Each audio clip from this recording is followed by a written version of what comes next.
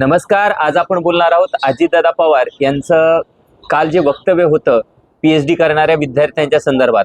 खरंच मला अजितदादांचं मनापासून कौतुक करावंसं वाटतंय, कारण खरं आहे ना, अजितदादाचं काय चुकलं? अजितदादा काय म्हणतायत की पीएचडी करून ही पोरं काय दिवे लावणार आहेत.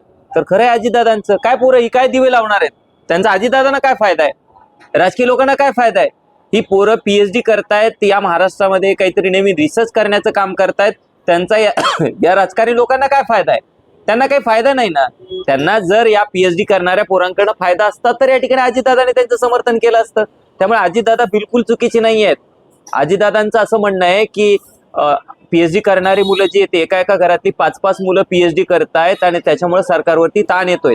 खरं आहे ना अजितदादाचं? काय गोरगरिबाच्या पोरांना काय गरज आहे पीएचडीची? काही गरज नाही. गोरगरिबाच्या पोरांनी शिकायचं, नोकरी लागली तर ठीक आहे, नाही नोकरी लागली तर पुढे हमाली काम करायचं. पीएचडी कशाला करायची मारायला? काय गरजेचं पीएचडी करणं? मात्र अजितदादा, तुमच्या घरातले मात्र तुम्ही असताना मोठे पवार साहेब असतील, आपल्या सुप्रिया ताई असतील, युगेंद्र पवार असतील, पार्थ पवार असतील, परत कोणते रोहित दादा पवार असतील, ते मात्र सगळे चालतात बरं का राजकारणामध्ये. पण गोरगरिबाचे लेकरं मात्र पीएचडी करायला लागली की तुमच्या पोटामध्ये दुखायला लागतं. का? कारण की तुम्हाला पैसे द्यावे लागतात. अहो साहेब, ते पैसे या कष्टकऱ्यांचे आहेत. लोक कष्टाचे घामाचे पैसे, टॅक्सचे पैसे भरतात आणि त्याच्यावरती हे राज्य चालतं. पवार साहेब, तुमच्या घरचे पैसे आणत नाहीत तुम्ही. आणि मला सांगा, पीएचडी करणारे किती आमदाराचे पोरं पीएचडी करतात तो? अजितदादा साहेब, किती आमदारा खासदाराची पोरं पीएचडी करतात? एकही आमदारा खासदाराचं पोरग पीएचडी करत नाही. ही गोरगरिबाची पोरं असतात जी पीएचडी करत असतात आणि त्यांना काहीतरी जीवनामध्ये साध्य करायचं असतं. आणि पीएचडी म्हणजे काय इतका सोपा गोष्ट नाहीये पवार साहेब.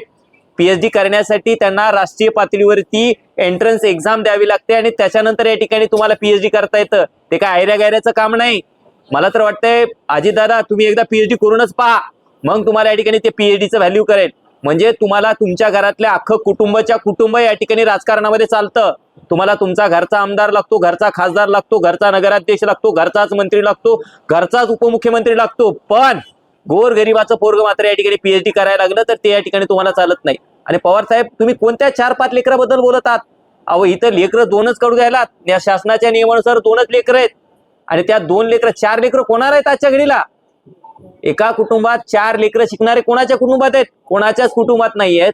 ती गोरगरिबाची पोरं आहेत. आणि तुमच्याकडे पैसे नसेल तर तसं सांगा ना की आमच्याकडे पैसे नाहीत. आणि केलं ना 2023 पासून या ठिकाणी त्या पोरांना रुपया भेटला नाही. ती पोरं या ठिकाणी पुण्यापासून मुंबईपर्यंत पायी गेली. आजही या ठिकाणी ती पोरं नागपूरला बसलेली आहेत. तर दादा, तुम्हाला त्या पोरांचा अभिमान वाटायला पाहिजे होता की गोरगरिबाची पोरं आहेत आणि पीएचडी करतायत. तर या ठिकाणी तुमची अभिमानाने या ठिकाणी छाती पुरून यायला पाहिजे होती की एका एका घरची 4-4 पोरं या ठिकाणी पीएचडी करतायत. परंतु तो विषय बाजूलाच राहिला. तुम्ही उलट या ठिकाणी त्या मुलांचं कौतुक करायला पाहिजे दादा, परंतु तुम्ही कौतुक नाही केलं, त्या पोरांचा हिरमोड केला. आणि मला सांगा, आणखीन सुद्धा त्यांना न्याय भेटला नाही हो. आणि त्यांच्या बाजूने बोलायला सुद्धा या ठिकाणी कोणी तयार नाहीये. मला सांगा दादा, जेव्हा गरीबाच्या घरी जन्मला ना त्यावेळेस त्या ठिकाणी त्याला त्याचं दुःख कळत असतं.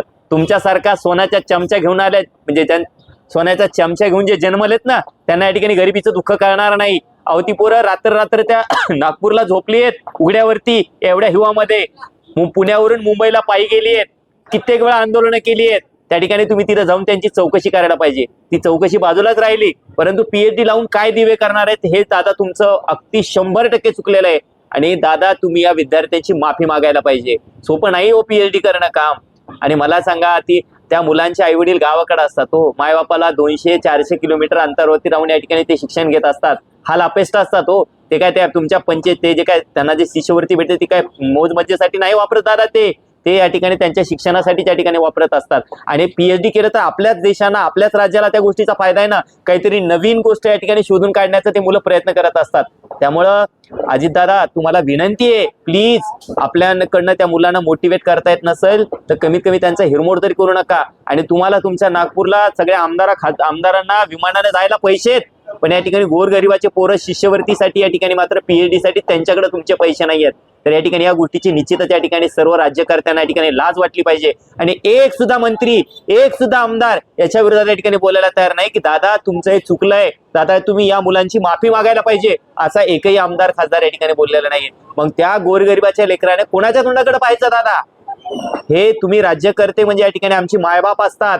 आम्ही मायबाप आम्ही तुमची जनता म्हणजे या ठिकाणी जनता या ठिकाणी तुमच्याकडे आशेनं पाहत असते. आम्ही तुम्हाला मायबाप समजत असतो आणि जर तुम्ही या ठिकाणी या गोरगरिबाच्या लेकरांची जर चेष्टा करत असाल तर नियती सुद्धा दादा तुम्हाला कदापि या ठिकाणी माफ करणार नाही.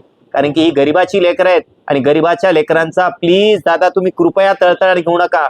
आणि त्या मुलांना सुद्धा विनंती आहे दादानो, तुमच्या संघर्षाला या ठिकाणी अगदी मनापासून सलाम आहे. तुम्ही खरंच खूप संघर्ष करत आहात, परंतु आम्ही तुमच्या पाठीमागे या ठिकाणी 100% उभे आहोत.